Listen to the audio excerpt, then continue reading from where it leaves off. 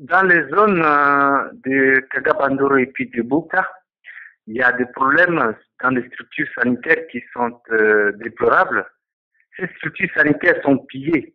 On constate que les médicaments ont été emportés, les outils de travail ont été pillés, des lits qui sont dans des maisons sans matelas, des portes emportées, des ambulances qui ont été démontées. On ne retrouve que des carcasses des ambulances parquées au sein des hôpitaux. Pour des questions de sécurité, le personnel sanitaire qui devait être là pour soigner la population civile a quitté la ville, laissant la population face aux différentes maladies.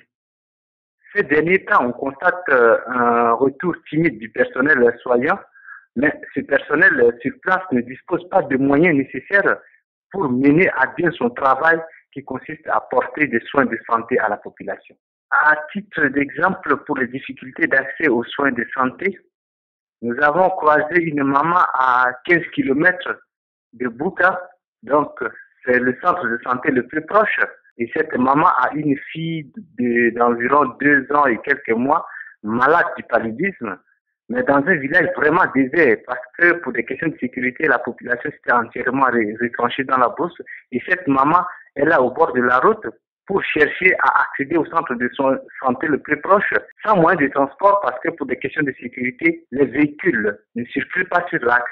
À la suite des événements à Buka, en voyageant vers Buka, on a plusieurs maisons, plusieurs villages déserts, des maisons brûlées, des murs, des maisons calcinées.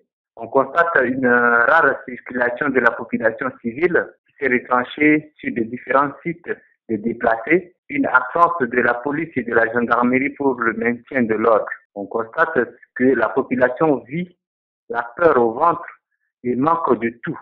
Parce que sous les attaques, la population a quitté la maison, abandonnant tout, nourriture, lit, biens de première nécessité.